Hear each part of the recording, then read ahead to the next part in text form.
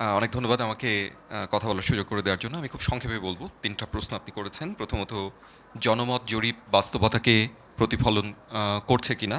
দ্বিতীয়ত ফ্যাব্রিকেটেড জরিপের আম ফলাফল কী হতে পারে এবং সেখানে এ ধরনের কোনো লক্ষণ এই জরিপে দেখা যাচ্ছে কিনা? এবং রাজনৈতিক ভবিষ্যৎ নির্ধারণে জরিপের ভূমিকা। ৩ টা প্রশ্নই কিছুটা পরস্পরের সাথে সংযুক্ত। আমি একবারেই বলার চেষ্টা করছি। প্রথম কথা হচ্ছে যে জনমত জরিপে বাস্তবতার প্রতিফলন হচ্ছে কিনা সেটা বোঝার জন্য আমরা কতগুলো মেট্রিক্স ব্যবহার করি। যেমন আম যেগুলোকে আমরা সংক্ষেপে ভ্যালিডিটি এবং রিলায়েবিলিটি বলে। নানা রকমের ভ্যালিডিটি আছে। তো এখানে আমি একটা উদাহরণ হিসেবে যেটা বুঝতে সহজ হবে সেটা আমি একটু তুলে ধরতে চাই।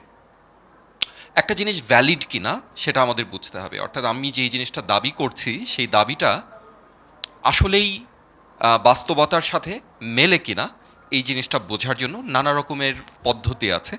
সহজ একটা পদ্ধতি যেটা উদাহরণ দিতে সহজ হবে এবং বুঝতে সহজ হবে এবং এখানে কিছুটা প্রতিফলন হচ্ছে, তাত্ত্বিক নয়, অর্থাৎ আমি এই রেজাল্ট থেকেই বুঝতে পারবো। তাকে বলে হচ্ছে নোন গ্রুপ ভ্যালিডিটি। আমি আমার স্বাস্থ্য নিয়ে যেহেতু গবেষণা করি, স্বাস্থ্যের একটা উদাহরণ দিয়ে আমি জিনিসটাকে বোঝাই।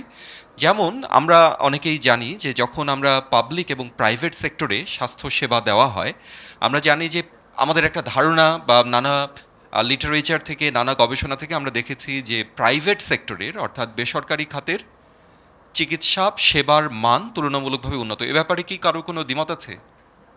কেন? কারণ হচ্ছে সেখানে পয়সা দিয়ে মানুষ সেবাটা নেয়, যার জন্য সেখানে সেবাটা ভালো হয়। এখন ধরেন আমি একটা সার্ভে করলাম। সার্ভে করে আমি দেখলাম যে আম ডাক্তাররা কোথায় বেশি আম সংবেদনশীল।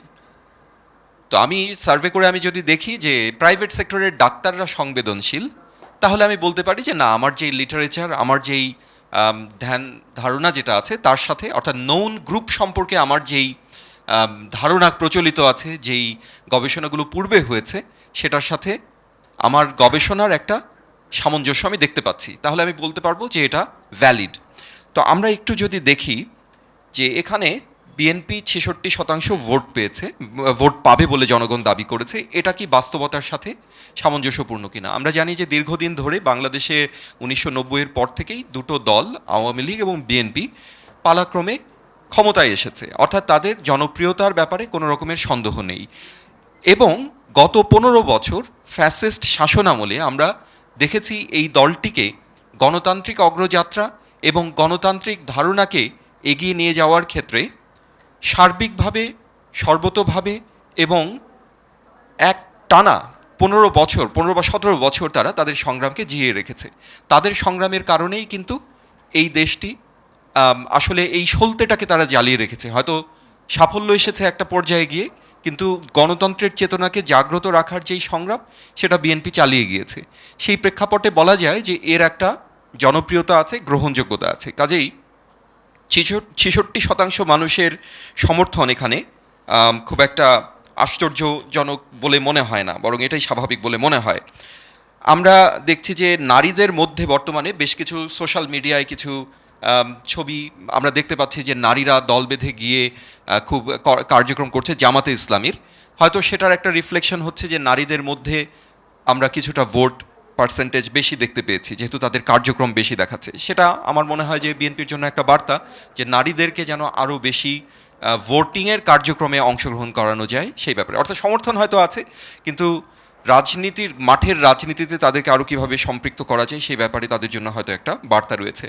আমরা আরও জানি, যেটা আমার পূর্ববর্তী বক্তা অধ্যাপক সাহেব যেটা বললেন, যে বাংলাদেশের কিছু কিছু এলাকায় আমরা জানি যে জামাতে ইসলামীর ভোটের পার্সেন্টেজ তুলনামূলকভাবে বেশি, নানা আর্থসামাজিক কারণে, ভৌগোলিক কারণে, এবং সেটারও একটা রিফ্লেকশন। খুলনাতে আমরা দেখছি যে জামাতের ভোট তুলনামূলকভাবে অন্যান্য এলাকার থেকে বেশি। সেই সাথে বরিশাল এবং রাজশাহীর কথাও প্রেজেন্টেশনে আমরা দেখেছি ডক্টর শামীমের কাছ থেকে।